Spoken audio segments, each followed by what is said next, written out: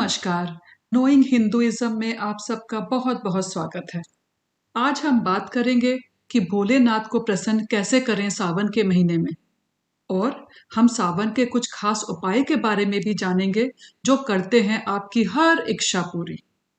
सावन का महीना मतलब भगवान शंकर की भक्ति की ऐसी अविरल धारा जहां हर हर महादेव और बम बम भोले की गूंजों से कष्टों का निवारण होता है, मनोवांछित फल की प्राप्ति होती है। भगवान शिव को सावन यानी श्रावण का महीना बेहद प्रिय है और इस महीने में वे अपने भक्तों पर अतिशय कृपा बरसाते हैं। ऐसी मान्यता है कि इस महीने में खासकर सोमवार के दिन व्रत, उपवास और पूजा पाठ का विशेष लाभ होता है। सनातन धर्म में यह महीना बेहद पवित्र माना जाता है।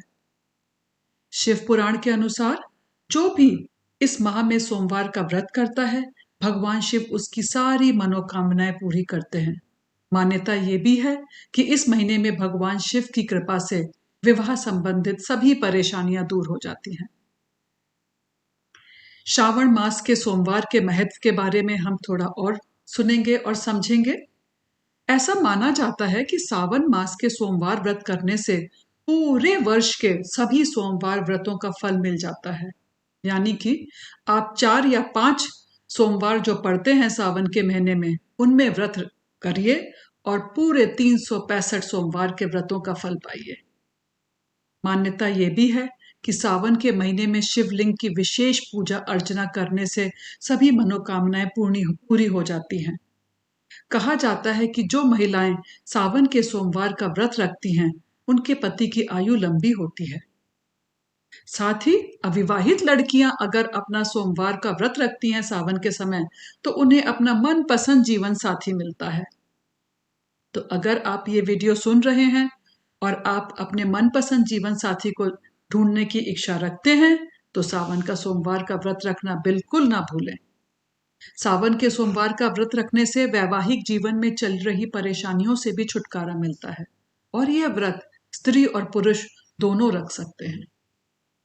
सावन में पड़ने वाले प्रत्येक सोमवार को भगवान शिव का अभिषेक और पूजा करने से काल सर्प दोष की अशुभता भी कम हो जाती है।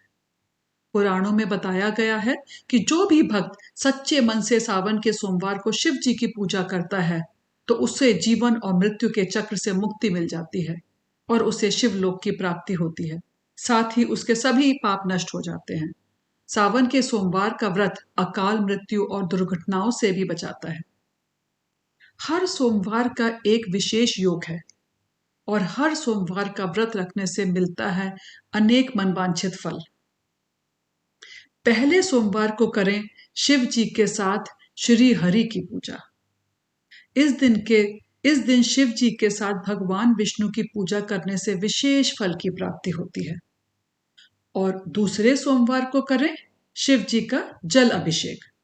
दूसरे सोमवार को शिव जी पर जल अभिषेक करने से जीवन की सभी बाधाओं से मुक्ति मिलती है। तीसरे सोमवार को क्या करना है? तीसरे सोमवार को हमें अर्पण करना है धतूरा और भांग और कई उत्तम फल जो हमको मिल सकते हैं। तीसरे सोमवार को भगवान शिव को भांग, धतूरा और शहद अर्पित करने से उत्तम फल मिलेगा और साथ ही इस दिन शिव जी की पूजा करने से बेहतर स्वास्थ्य और बल का आशीर्वाद भी मिलता है। चौथा और अगर 5वां सोमवार पड़ता है सावन के महीने में, तो ये दोनों सोमवार होते हैं भक्ति और साधना के लिए विशेष। चौथे और 5वें सोमवार को साधना और भक्ति के लिए उत्तम माना जाता है और इस दिन भगवान शिव के सभी मंत्रों का जाप करके मंत्र सिद्धि को प्राप्त किया जा सकता है। मान्यता है कि इस दिन साध्य योग में भगवान शिव की पूजा करने से कठिन कार्य भी आसान हो जाता है। अब हम बात करेंगे सावन के सोमवार में अगर आप व्रत रख रहे हैं या पूजा कर रहे हैं तो उसकी विधि क्या है। सावन के सोमवार के दिन अगर आप व्रत रखते हैं या ना रखते हैं कोई बात नहीं, पर कोई भी गलत काम, अनैतिक कार्य ना करें। सुबह उठकर नहाएं, अपने को साफ सुथरा रखें, अपने हृदय को साफ रखें और खुश रहें। हो सके तो मंदिर में जाकर, ना हो सके तो घर में अगर आपके पास शिवलिंग है तो भगवान शिव का जल अभिषेक करें। साथ ही माता पार्वती और नंदी जी को भी गंगा जल या दूध चढ़ाएं। पंचामृत से रुद्र अभिषेक करें बेल पत्तर अर्पित करें, शिवलिंग पर धतूरा, भांग, चंदन, चावल चढ़ाएं और सभी को तिलक लगाएं।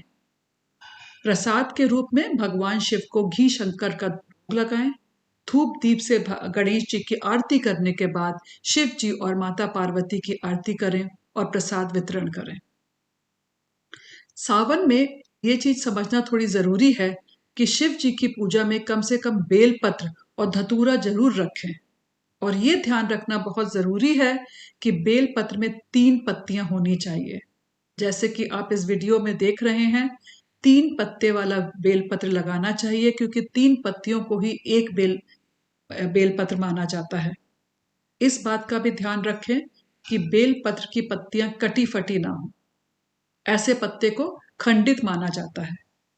इसीलिए 3 पत्ते वाले बेल पत्र को देखें कि तीनों पत्तियां अच्छी हों, साफ सुथरी हों। और बेल पत्र को चढ़ाने का भी एक बहुत ढंग होता है, उस ढंग से ही चढ़ाना चाहिए। जिस तरफ बेल की पत्ती चिकनी होती है वो तरफ आपको शिव जी पर चढ़ानी चाहिए। सो बेल की पत्तियां जिस तरफ से चिकनी होती हैं आपको उसी तरफ से शिवलिंग पर चढ़ाना चाहिए। उसको आपकी तरफ से आपको लगेगा कि आप बेलपत्र उल्टा अर्पित कर रहे हैं, यानी पत्ते का चिकना भाग ऊपर होना चाहिए। और आप चाहें हो सके तो हर बेल पत्र पे ओम नमः शिवाय या ओम भी लिख सकते हैं।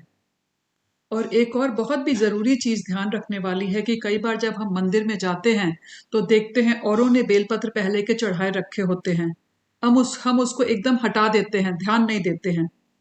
ये समझना जरूरी है कि अगर हम शिव जी के ऊपर अपना बेलपत्र चढ़ा रहे हैं पर दूसरे के चढ़ाए बेलपत्र की उपेक्षा या अनादर नहीं करना चाहिए।